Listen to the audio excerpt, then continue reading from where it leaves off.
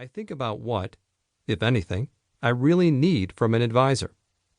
Finally, I mindfully and proactively rehire expert help, free and clear of the baggage that accompanies historical relationships, and with an explicitly generalist perspective. In some cases, I found it useful to return to my prior advisor, and when I've done so, I found the relationship improved. In others, I realized that I didn't need help, and so went forward on my own. My approach has worked for me, but as you'll hear later in the book, the key is for you to have a process that works for you. Context matters, and cookie-cutter recommendations will probably fail. I've used my approach of fire, aim, and maybe rehire in various walks of life. I've done it with my accountant, my financial advisor, my lawyer, my doctor, my mechanic, and many others. In fact, this book you're listening to is the result of me taking my own medicine.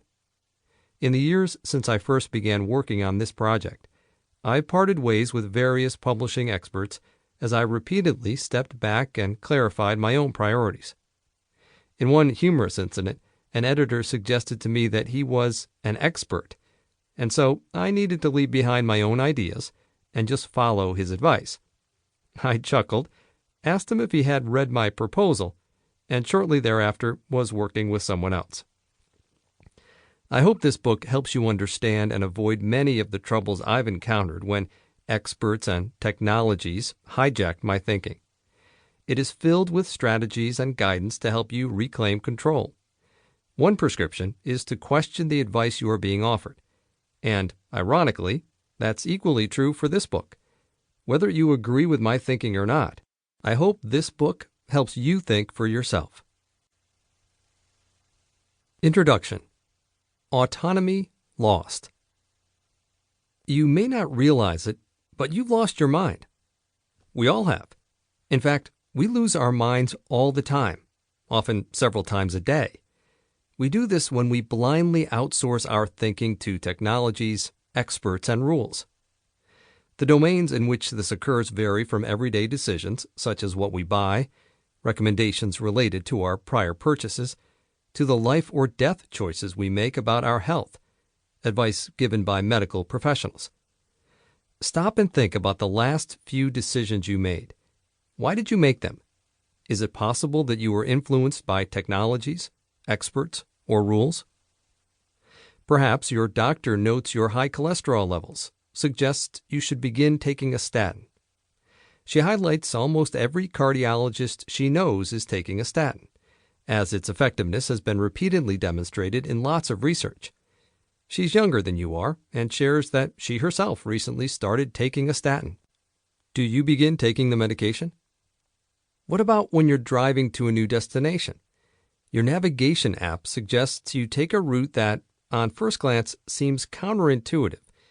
Even though schools were closed due to an overnight snowstorm, the electronic map shows lots of traffic near the elementary school, and your app suggests a longer, more circuitous course, which it claims will be faster. Do you follow its recommended path? Or what about when you log into your retirement savings account and it asks you a handful of questions before recommending you update your asset allocation? It notes that your risk profile, as determined by your answers to a few questions, indicates you should have a higher allocation to equities. But the markets have recently run up a fair amount, and financial market commentators have been highlighting the risk of a correction. Do you change your investment strategy? In each of these situations, you're being asked to defer to the advice of an expert or a technology. In some cases, it's overt. In others, it's less obvious and subtle. To a certain extent, in all of these cases, however, you're outsourcing your thinking. You're letting someone or something else guide you. This is understandable. The uncertainty and complexity of life in the 21st century can be overwhelming.